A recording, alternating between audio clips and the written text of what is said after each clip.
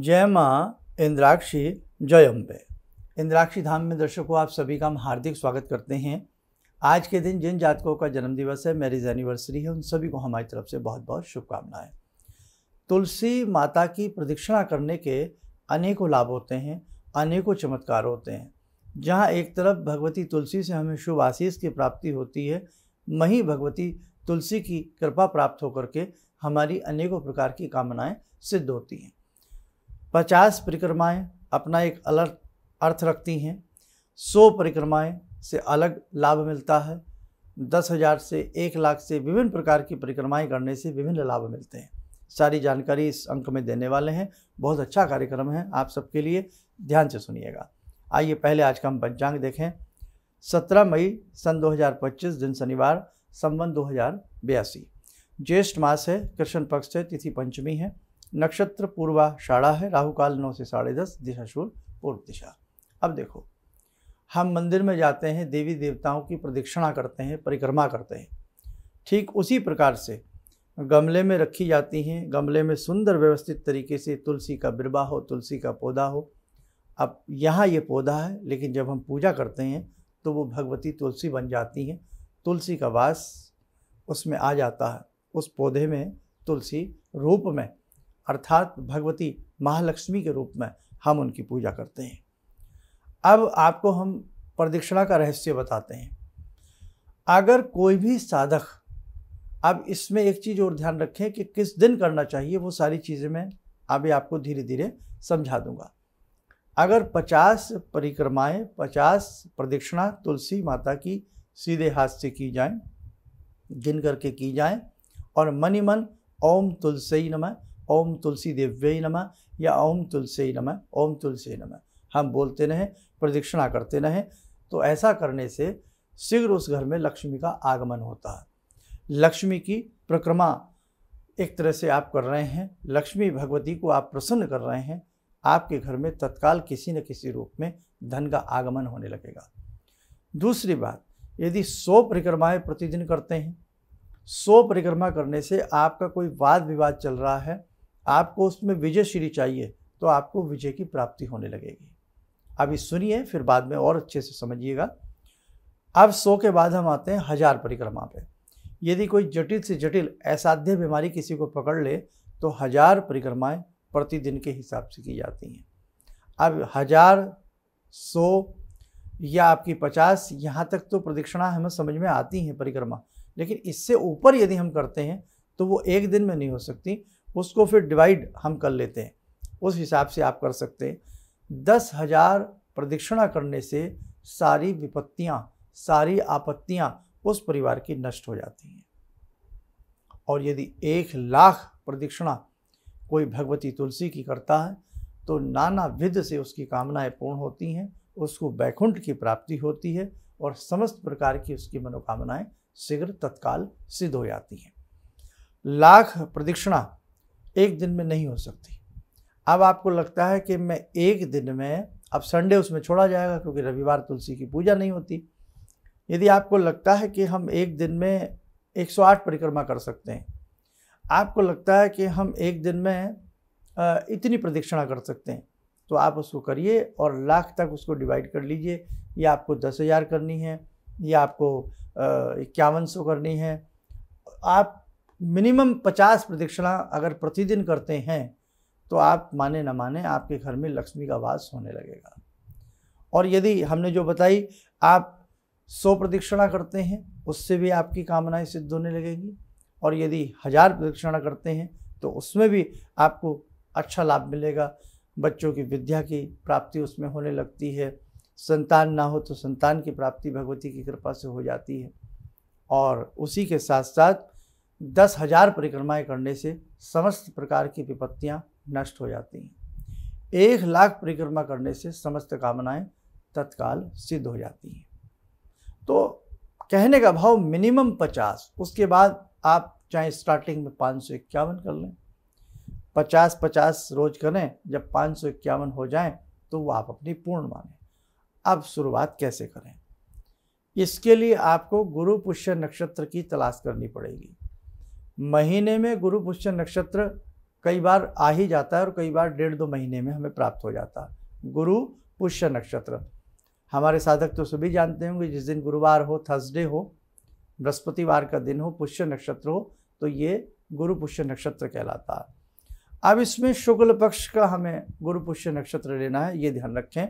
महीने में 2 पक्ष होते हैं, एक कृष्ण पक्ष होता है, एक शुक्ल पक्ष होता है, समझते हैं। ऐसे ही 2 अयन होते हैं, दक्षिणायन और उत्तरायण।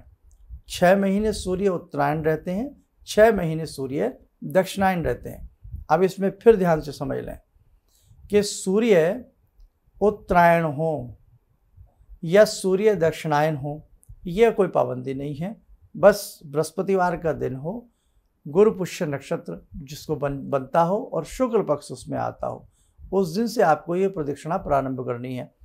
यदि केवल 50 करनी है तो गुरु पुष्य नक्षत्र के दिन 50 परिक्रमाएँ करके 50 परिक्रमा करें। सबसे पहले भगवती तुलसी को प्रणाम करें, आसन पे बैठ के उनको फूल चढ़ावें, थोड़ा अक्षत चढ़ावें, घी का दीप इस हिसाब से रखें, उनके पत्तों को बहुत ज़्यादा गरमाइश ना लगे, बड़े हिसाब से, चाहे साइड में कहीं घी का दीप प्रज्वलित कर दें। चौमुखा घी का दीप जलाना है, या एक बत्ती का उनकी तरफ कर दीजिएगा, पूर्व दिशा की तरफ उस दीपक की लो को कर दें। पूर्व की तरफ या उत्तर की तरफ 2 दिशाएं श्रेष्ठ मानी गई हैं इस पूजन के लिए। और उसी के साथ साथ थोड़ा सा गंध, हल्दी का छींटा आदि दे दें, कुछ मिष्ठान भोग में, चाहे दूध या कोई फल या मिठाई कुछ थोड़ी सी लगा दें, और उसके बाद उनसे अपनी कामना कहें।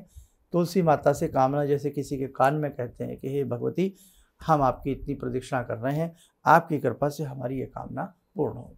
चाहे आप 50 परिक्रमाएँ करें तो आपने परिक्रमाएँ कर ली, परिक्रमा करने के बाद फिर बैठ जाएं आसन पे, उनको प्रणाम करें, हे भगवती, हे जगत जननी, हमसे कोई प्रदक्षिणा करते समय, परिक्रमा करते समय कोई भूल चूक हो गई हो तो हमें क्षमा करना, प्रणाम कर लें। उसके बाद ये उस दिन का कोर्स पूरा हुआ। अब गुरु पुष्य नक्षत्र से आपने प्रारंभ किया, यदि आपने 1000 परिक्रमाएँ करनी है, या आपने 10,000 परिक्रमाएँ करनी है, या आपने 1,00,000 परिक्रमाएँ करनी है, तो संडे छोड़ते रहेंगे, अदरवाइज़ प्रतिदिन परिक्रमा करें। इन बिटवीन कोई ग्रहण आ जाए, ग्रहण का समय आ जाए और हमें उसी समय ग्रहण पड़ रहा हो कि उस वक्त में है हमारा परिक्रमा का समय हो गया है, परिक्रमा कितने बजे करनी है ये भी बताऊंगा, तो ग्रहण काल को भी अवॉइड किया जाएगा, वो दिन भी आप छोड़ देंगे, उस दिन परिक्रमा नहीं करेंगे, धूप दीप नहीं करेंगे, तो संडे मिस हो जाएगा। ग्रहण पड़ रहा है तो ग्रहण का समय मिस हो जाएगा। लेकिन ग्रहण इंडिया में पड़े तब, आपके क्षेत्र में पड़े तब, ये नहीं कि ग्रहण तो पड़ रहा है यूएसए में और आप यहाँ पे कर रहे हैं। ऐसा ही तो होता कि ग्रहण पड़ता है विदेशों में और यहाँ आपकी राशि के ऊपर क्या असर आएगा, मतलब समझ से बाहर की बातें हो जाती हैं। अब देखो बेटा, आपको क्या करना है, दिन पता लग गया, पक्ष पता लग गया, धूप दीप पता लग गया, प्रदक्षिणा हम 50 तो मिनिमम है, उससे आगे जितनी 10,000 भी कर सकते हैं, 11,000 भी कर सकते हैं, 51,000 कर सकते हैं, 1,25,000 कर सकते हैं, 1,00,000-1,25,000 में तो समस्त कामनाएं पूर्ण होती ही होती हैं, भगवती की कृपा बनती है। लेकिन प्रतिदिन उस दिन से शुरू करके फिर प्रतिदिन प्रदक्षिणा होगी, संडे और ग्रहण को छोड़ करके। Okay, clear. अब जिस दिन आपका अंतिम दिन हो, जिस दिन हमारी प्रदक्षिणा पूर्ण हो रही हो कि आज ये लास्ट डे, तो उस दिन आप अच्छे से भगवती का श्रृंगार करें, चुनरी वगैरह चढ़ावें, जैसे तुलसी विवाह में किया जाता है या कार्तिक मास में हम करते, अच्छे से चुनरी वुनरी चढ़ा करके प्रणाम करें और कुमारी कन्या को यानी कि छोटी कन्याओं को उस दिन भोजन, 1, 3, 5 कन्याओं को भोजन करा दें, कुछ श्रृंगार का सामान उन्हें देवें, चाहे बच्चों के मतलब कि कोई छोटी छोटी चूड़ियाँ या कुछ भी हम उनको देवें, भोजन की व्यवस्था करें, और बस ये आपका हो गया। जब तक प्रदक्षिणा चलेंगी तब तक ब्रह्मचर्य का पालन रहेगा। आपके घर में भूल कर भी नॉनवेज नहीं आएगा। बहुत लोग ये कह देते हैं मैं नहीं खाता हूँ, परिवार के लोग खाते हैं, वो भी नहीं चलेगा। आपके घर में नॉनवेज आना ही नहीं चाहिए। आपके फ्रिज को नॉनवेज टच ना करे, ये ध्यान रखें। आपके बर्तनों को टच ना करें। यदि ऐसी स्थिति आपके घर में है तो इस प्रदक्षिणा का आपको रत्ती भर भी लाभ नहीं मिलेगा, आप इससे वंचित रह जाएंगे। अब बहुत लोग कह देते हैं अरे साहब वहाँ लोग खाते हैं, वहाँ पीते हैं, फलाना करते हैं, ढिमका करते हैं। अरे भैया, जो जो करता है उसको करने दीजिए, लेकिन आपको नहीं करना। सीधा नॉनवेज खाने का अर्थ है, सीधा सीधा अर्थ है कि आपके जीव के स्वाद के लिए किसी बेजुबान की हत्या की जा रही है, किसी बेजुबान का मर्डर किया जा रहा है आपके जीव की स्वाद की वजह से। तो कितना बड़ा अपराध हम कर रहे हैं, कितना बड़ा पाप हम कर रहे हैं, और इतना बड़ा अपराध और पाप करके हम भगवान की लाख घंटियाँ बजा लें, लाख उनकी मालाएं घुमा लें, हमें नहीं लगता कि आपकी पूजा सफल हो सकती है। नहीं हो सकती साहब। कितने आप नाम जप लें, कितने आप कीर्तन कर लें, कितने आप हुआ कर लें, कुछ नहीं हो सकता। जब तक आपकी भावना सही नहीं होगी, जब तक आपके मन में दया नहीं होगी, जब तक आपके मन में दया में भाव नहीं होंगे, तब तक आपके भगवान आपसे प्रसन्न नहीं हो सकते हैं। साहब ये राइट नहीं बनता कि मैं 5 घंटे पूजा करूं और छठ दिन ही खा लूँ जा कर के नॉनवेज। नहीं साहब, नहीं साहब। इसलिए जब तक जीवों के प्रति आपके मन में दया नहीं आएगी, जब तक आप किसी को दुख तकलीफ पहुंचाना बंद नहीं करोगे, तब तक ध्यान कर रखना भैया उन्नति नहीं हो सकती, आध्यात्मिक उन्नति तो हो ही नहीं सकती। आप भौतिक प्रगति कर सकते हैं, लेकिन भौतिक प्रगति भी एक लिमिट है उसकी भी, उसके बाद आपको उसका हिसाब तो देना ही पड़ेगा। चलिए खैर, बीच में बातें आ जाती हैं बेटे, समय ले लेता हूँ, आपको क्षमा चाहूँगा। तो अब ये आपको ध्यान रखना है, गुरु पुष्य नक्षत्र शुक्ल पक्ष से प्रारंभ करना है, और आपकी ऊपर डिपेंड करता है कितनी प्रदक्षिणाएं करती हैं। अंतिम दिन भगवती का साजो श्रृंगार अच्छे से करके उनका पूजन करके क्षमा प्रार्थना कर लें। तो ये आप एक बार जीवन में इस चीज़ को जरूर करके देखना। ऐसे ही विष्णु जी की प्रदक्षिणाएं अलग अलग प्रकार से होती हैं, शंकर जी की प्रदक्षिणाएं अलग अलग प्रकार से होती हैं, गणपति की प्रदक्षिणाएं होती हैं, कार्तिकेय जी की प्रदक्षिणाएं होती हैं, भगवती भवानी की प्रदक्षिणा होती है, गायत्री की प्रदक्षिणा होती है। सबकी प्रदक्षिणा के अलग अलग प्रकार के बताए गए हैं, और बहुत ही मतलब पूछिएगा मत कितना सुंदर लाभ की प्राप्ति होती है, और भगवान का सनिधि हमें प्राप्त होता है, भगवान की नज़दीकी, भगवान की सन्निधि, उसकी नज़दीकी में हम ये कर रहे होते हैं। और हमेशा जब परिक्रमा हो तो राइट हैंड साइड से परिक्रमा की जाती है। और तुलसी की जब भी आप परिक्रमा करें, सूर्य छिपने से पहले पहले आप शाम को दिन में प्रारंभ कर सकते हैं, 3 बजे से कर सकते हैं, अप टू जब तक सनसेट होता है उससे पहले पहले आप पूरा क्रिया अपनी कर लें। और प्रातःकाल भी आप कर सकते हैं, लेकिन अगर उसको थोड़ा सा लेट करेंगे, 2-3 बजे से दिन में करेंगे और शाम के 5 साढ़े 5 बजे तक कर लें तो ज़्यादा अच्छा होता है। ठीक है बेटा। और इसको आप कहीं अपने एक रूम में व्यवस्थित करके, जहाँ साफ स्वच्छ वो तुलसी माता रहें, वहाँ पर भी आप कर सकते हैं। इन बिटवीन उस तुलसी पर अखंड दीप भी आप जला सकते हैं। आपकी प्रदक्षिणा 20 दिन में, 25 दिन में कैलकुलेट कर लें कब तक पूरी हो रही है। प्रतिदिन आप जितनी कर रहे हैं उतनी ही फिर प्रतिदिन करनी होती हैं, कम ज़्यादा नहीं की जाती है। चलिए, समय हो चला है तुलसी स्वरूपा भगवती जगत जननी जगदम्बा की साधना का। ओम सिंदूरारुण विग्रहां त्रिनयनां माणिक्यमूले स्फुरात् स्तारानायकशेखरं स्मितमुखी भापेन वक्षोरुवां पाणिभ्यामलपूर्णरत्नचषकां रत्नोत्परां बिभ्रति सौम्यां रत्नघटस्थरक्तचरणां ध्यायेत्पराम् अम्बिकां खड्गं चक्रगदेषु चापपरिगान् शूलम्बुशोण्डिं शिरा शङ्खं संदधतीं करे स्त्रीनयनां सर्वाङ्गभूषावृतां नीलासमद्युतिमास्य पाददशकां सेवे महाकालिकां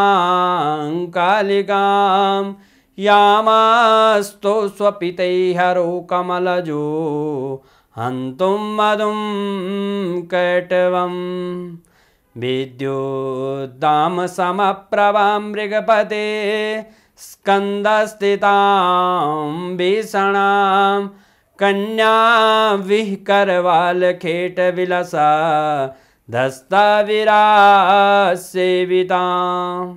हस्तैश्चक्रगदाशिखेटविशिखां चापं गुणं तर्जनीं विप्राणामलिलात्मिकां शशिधरां दुर्गां त्रिनेत्रां भजे। कवच बना लें, ध्यान करें, भगवती का शुभ आशीष हम सबके ऊपर बरस रहा है।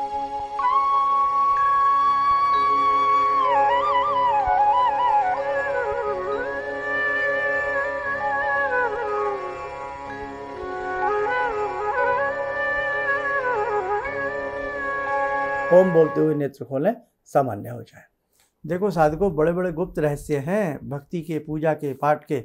धीरे धीरे आप हमारे दोनों तीनों प्लेटफॉर्म से जुड़े रहिएगा, बहुत सारी चीज़ें आपको प्रतिदिन पता लगती रहेंगी। चलिएगा, आप सब लोग स्वस्थ रहें, सुखी रहें। इन्हीं शुभकामनाओं के साथ हम अपनी वाणी को विराम देते हैं। जय जय अम्बे। भगवान से जुड़ो, और भगवान से जुड़ने का जरिया आपने बताया, बहुत अच्छा लगा, बहुत धन्यवाद।